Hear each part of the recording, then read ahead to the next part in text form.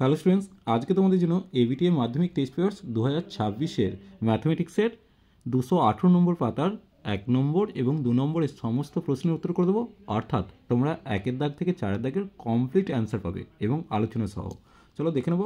প্রথমে তোমাদের 6টা এমসিকিউ প্রশ্নের উত্তর করতে হবে। প্রথম যে কোশ্চেন দিয়েছে, 5 বছরে মোট সুদ আসলের 1/5 হলে বার্ষিক সুদের হার কত? ধরি আসল হচ্ছে পি টাকা, তাহলে সুদ কত হবে? p/5 টাকা। তাহলে আর সমান কত? আই গুণিত 100/pt। তাহলে আয়ের মানটা p/5 বসিয়েছি, পি বসিয়েছি 100, আর টিটা হচ্ছে 5 বছর। পিপি কাটলাম, 5 দিয়ে 100 কেটে 20 পেলাম, আবার 5 দিয়ে 20 কেটে 4 পেলাম, অর্থাৎ উত্তর এলো 4%। এরপর দুইটা দেখো, x² সমান 7 বীজ সমীকরণের বীজ বা বীজদ্বয় হবে কোনটা? দেখো, প্রথমে সাজিয়েছি, x² সমান 7x করলাম, x² - 7x সমান 0। তাহলে x কমন হলে x - 7 সমান 0। তাহলে হয় x একটা 0 বীজ আসবে, আর অথবা x - 7 সমান 0 হলে x আর একটা বীজ 7 আসবে, অর্থাৎ দুটো বীজ হচ্ছে 0, 7। এরপর দেখো, এখানে ও কেন্দ্রীয় বৃত্তের এবি ও এসি যা দুটি পরস্পর লম্ব, এবির মান 4 দিয়ে আছে, এসির মান 3 সেমি হলে ব্যাসার্ধ কত? দেখো, যেহেতু এবি আর এসি পরস্পর লম্ব, তো তাহলে বিএসি কোণ হচ্ছে অর্ধবৃত্তস্থ কোণ মানে 90 ডিগ্রি। তাহলে বিসি হচ্ছে বৃত্তের কী হবে? ব্যাস। তাহলে বিসি সমান কত হবে? √3² + 4² মানে 5 সেমি বেরোবে।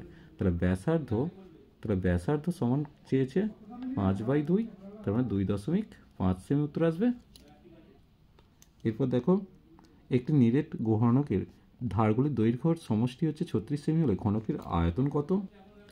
দেখো, ঘনকের 12টা ধার, তো তাহলে 12 গুণিত বাহু সমান 36, বাহুর মানটা 3 এসে গেল, তাহলে আয়তন কত হবে? 3³ মানে 27 ঘনসেমি উত্তর আসবে। এরপর দেখে নেব, এখানে 7π/12 কোনটির ষষ্ঠিক মান চেয়েছে? দেখো, পায়ের মানটা 180 ডিগ্রি বসিয়ে নিয়েছি, তাহলে 7 গুণিত 180 ডিগ্রি/12, 12 দিয়ে কাটলে ওপর 15 ডিগ্রি আসছে, অর্থাৎ 105 ডিগ্রি ষষ্ঠিক মান আসবে। এরপর দেখো, সংখ্যাগুলির মধ্যমা কত? তথ্যগুলিকে মানের ঊর্ধ্বক্রমে সাজালে কত পাবো? দেখো, 2, 2, 3, 5, 5, 6, 8, 8, 9। তাহলে মোট n এর মান হচ্ছে 9টা, অর্থাৎ 9টা পদ আছে। মধ্যমা কত হবে? n+1/2 তম পদ আসবে। তাহলে 9 + 1/2 মানে 5তম পদ। 5তম পদে কি আছে? 5 আছে। এরপর শূন্যস্থান পূরণ করতে দিয়েছে। এ 10,000 টাকা দিয়ে ব্যবসা শুরু করে, 6 মাস পর বি 20,000 টাকা দিল, বছরের শেষে লভ্যাংশের পরিমাণ। এর মূলধন কত হবে? 10,000 গুণিত 12, তাহলে 12,000 টাকা। 10,000 গুণিত 12, তো তাহলে 1,20,000 টাকা। আর বি এর মূলধন 20,000 গুণিত 6 মানে 1,20,000 টাকা। মূলধনের অনুপাত 1:1 আসে, অর্থাৎ লভ্যাংশের পরিমাণ সমান হবে। এর পরের যে অঙ্কটা দিয়েছে, এর অনুবন্ধীকরণ চেয়েছে। এর অনুবন্ধীকরণই শুধুমাত্র রুটের আগে চিহ্নটা চেঞ্জ করে দেয়, অর্থাৎ +√3 - 2, এটাই উত্তর আসবে। এরপর দেখো, 7 সেমি ও 3 সেমি ব্যাসার্ধ বিশিষ্ট দুটি বৃত্ত পরস্পরকে বহিঃস্পর্শ করলে তাদের কেন্দ্রদ্বয়ের মধ্যে দূরত্ব 7 + 3, অর্থাৎ 10 সেমি উত্তর আসবে। এরপর দেখো, একই ভূমির ব্যাস ও একই আয়তন বিশিষ্ট একটি চোঙ ও একটি শঙ্কুর উচ্চতার অনুপাত কত হবে? তাহলে দেখে নেবো এটা। দেখো, ব্যাসার্ধটা আর ধরলে চোঙের আয়তন কত? πr²h1, আর শঙ্কুর হচ্ছে 1/3 πr²h2। এটা চোঙের উচ্চতা h1 আর শঙ্কুর উচ্চতা h2। তাহলে h1/h2 সমান কত? যেহেতু πr² কেটে যাচ্ছে, তাহলে 1/3, তাহলে উত্তর আসছে 1:3। এরপর দেখো, এখানে cos² θ - sin² θ মানটা 1/x দিয়েছে, তাহলে এর মানটা কত হবে? দেখো, cos4θ - sin4θ মানে কি? cos² θ তার হোল স্কোয়ার - sin² θ তার হোল স্কোয়ার। তাহলে a² - b² মানে কি? a + b, a - b। এখন এর মানটা 1 জানি, আর এর মানটা 1/x দিয়ে আছে, তাহলে উত্তর আসছে 1/x। এরপর দেখো, এই সংখ্যার গড় যদি x বার হয়, তাহলে এই সংখ্যার গড় কত হবে? উত্তর হবে kx বার। এরপর সত্যমিথ্যা দিয়েছে। দেখো, প্রতি বছর r% মূল্য হ্রাস পেলে n বছর পর কোনো মেশিনের মূল্য p টাকা হয়, n বছর পূর্বে মেশিনটার মূল্য এত হবে। এটা সত্য দিয়েছে, দেখে নেব। ধরি n বছর পূর্বে মূল্য হচ্ছে x টাকা, তাহলে x × 1 - r/100 whole to the power n সমান p। তাহলে x এর মান কত হবে? p/এটা, এটাই চেয়েছে, অর্থাৎ n বছর পূর্বে মেশিনের মূল্য p P by 1 minus R by 100 whole to the power N ছিল। এরপর দেখো এখানে এ ভ্যারিজাস সি স্কোয়ার, এটা মিথ্যা হবে, কারণ দেখে নেব, খেয়াল করো আমি এ ভ্যারিজাস কী ছিল, এ ভ্যারিজাস বি ছিল, তো তাহলে লিখতে পারি এ সমান কে ওয়ান বি, যেখানে কে ওয়ান হচ্ছে ভেদ্রভক আর বি ভ্যারিজাস সি ছিল বি সমান কে টু সি।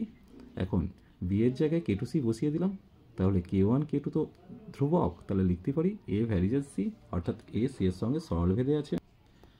তিনটা অর্ধবৃত্তাংশ অপেক্ষা ক্ষুদ্রতর বৃত্তাংশস্থ কোণ সূক্ষ্মকোণ, এটা কি দিয়েছে, মিথ্যা দিয়েছে। খেয়াল করো অর্ধবৃত্তাংশ অপেক্ষা বৃহত্তর বৃত্তাংশস্থ কোণ সূক্ষ্মকোণ, এটা বৃহত্তর হলে এটা সূক্ষ্মকোণ, আর এটা ক্ষুদ্রতর হলে এটা স্থূলকোণ হতো। কোনো নিরেট অর্ধগোলকের সমগ্রতলের ক্ষেত্রফল 48 পাই বর্গ একক, ওই গোলকের ব্যাসার্ধ 4 একক, এটা সত্য দিয়েছে, দেখে নেব। দেখো অর্ধগোলকের সমগ্রতলের ক্ষেত্রফলের সূত্র কি 3 পাই আর স্কোয়ার, তো 3 পাই আর স্কোয়ার সমান 48 পাই দেওয়া আছে, পাই পাই কেটে দিলাম, আর স্কোয়ার সমান 16, আর এর মানটা 4 এসে গেল। এরপর দেখো sine 30 degree sine 60 degree sine 90 থেকে বড়, এটা সত্য দিয়েছে, কারণ সাইন 30 এর মান হাফ আর সাইন 60 মান কত √3/2, তাহলে √3/2, তাহলে এক্ষেত্রে কারণ এই দুটো সমষ্টি হচ্ছে অবশ্যই একের থেকে বেশি হয়, তাই হচ্ছে এটা সত্য দিয়েছে। এরপর এই তথ্যগুলির সংখ্যাগুলো মান 102, এটা মিথ্যা, কারণ 104টা দেখো 4 বার আছে, 1 বার 2 বার 3 বার 4 বার, কিন্তু 102 3 বার আছে, 1 2 3, তাই সংখ্যাগুলো মান 104 হওয়ার কথা, তাই এটা মিথ্যা।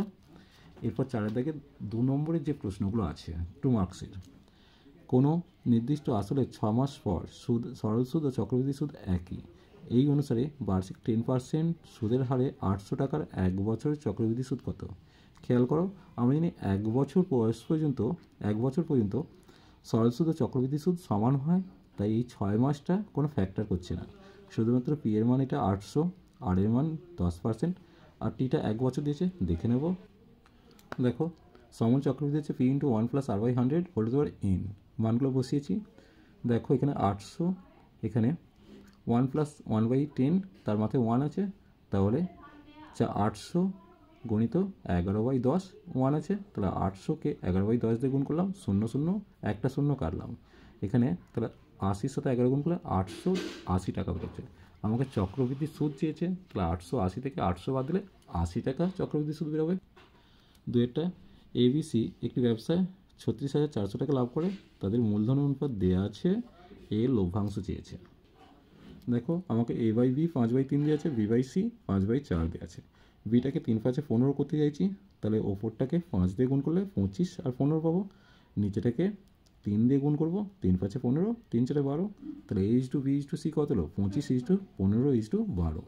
এখন আমাকে এ লভ্যাংশ দিয়েছে, তাহলে আনুপাতিক ভাগ আর কত হবে 25/52 যোগফল, দেখে নেবো এর লভ্যাংশ সমান 36,400 গুণিত 25/52, 52 দিয়ে কাটলে 700 হবে, অর্থাৎ 17,500 টাকা এর লভ্যাংশ আসছে।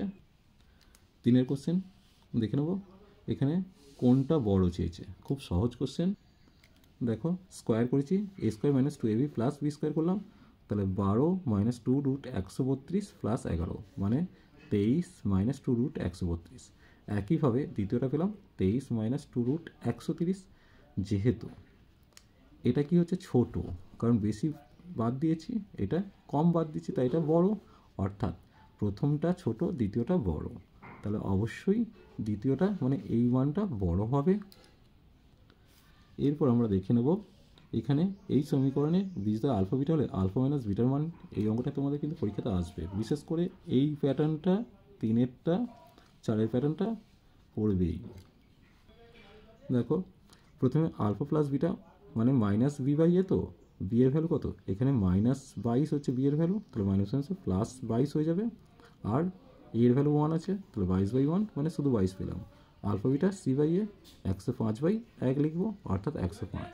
এখন দেখো আলফা মাইনাস বিটা তার হোল স্কোয়ার মানে কি, আলফা প্লাস বিটা তার হোল স্কোয়ার -4 আলফা বিটা, মানগুলো বসিয়ে দিলাম, 64 উত্তর আসছে, তাহলে আলফা মাইনাস বিটা সমান কত +-8 আসবে।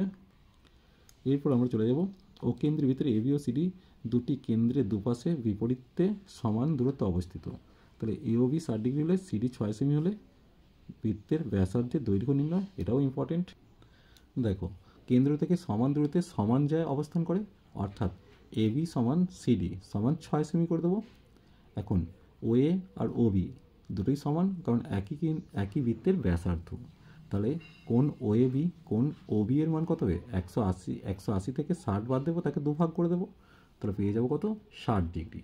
তাহলে এওবি একটা সমকোণী ত্রিভুজ বলে দিচ্ছি, সমবাহু ত্রিভুজ। এওবি একটা সমবাহু ত্রিভুজ যার ওএ সমান ওবি সমান এবি সমান 6 সেমি, অর্থাৎ বৃত্তের ব্যাসার্ধ এসে গেল 6 সেমি। এরপর আমরা চলে আসবো ভিআই। ও কেন্দ্রের বৃত্তের এবি ব্যাস, এবিসিডি বৃত্তস্থ চতুর্ভুজ, এবি সমান্তরাল ডিসি, বিএসি কোণ 25 ডিগ্রি, ডিএসি কোণের মানটা চেয়েছে। দেখো ছবিটা এঁকেছি। এখন প্রথমেই বলছি এসিবি কোণটা হচ্ছে অর্ধবৃত্তস্থ কোণ, যার মান 90 ডিগ্রি। আবার এই এসিডি সমান হচ্ছে বিএসি বা সিএডি, কারণ এই দুটো এইটার সঙ্গে এটা সমান্তরাল, তো এটা ছেদক, তাহলে এই কোণটার সঙ্গে এই কোণটা একান্তর কোণ। তাহলে এসিডি কোণটা কত বেরোলো? 25 ডিগ্রি বেরোলো। এবার আমি পুরো বিসিডি কোণটা চাইছি, তাহলে পুরো বিসিডি মানে কত? 90 + 25 মানে এসে যাচ্ছে 115 ডিগ্রি। এবার ডিএসি কোণটা শুধুমাত্র এইটুকু কোণ চাইছি, তাহলে দেখো প্রথমে খেয়াল করো, এই কোণটার এই কোণটার সমষ্টি হচ্ছে 180 ডিগ্রি, তার মধ্যে এটা 115 আর এটা 25, তাহলে ডিএসি কোণ কত হবে? 180 থেকে 115 বাদ দেবো আর 25 বাদ দেবো, তাহলে পেয়ে যাবো 40 ডিগ্রি।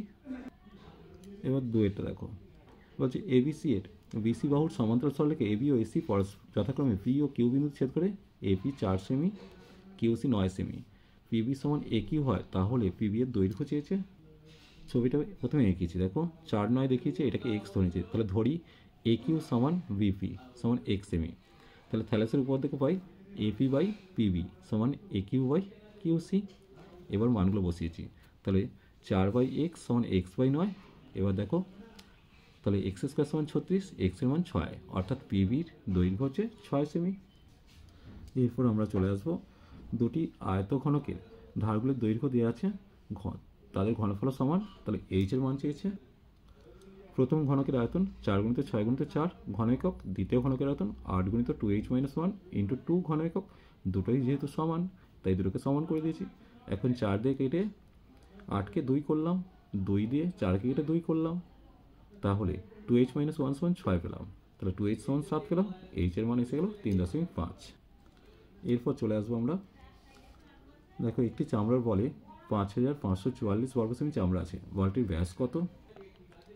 ধরি বলের ব্যাসার্ধ হচ্ছে 8 সেমি, তাহলে শর্তানুসারে বলের সমগ্রতলের ক্ষেত্র কি 4πr², তাহলে 4πr² সমান 5544, তাহলে 4 × 22 × 7 × r² সমান এটা, তাহলে r² সমান কত হবে? 7টা উপরে যাবে আর 4 আর 22টা নিচে আসবে।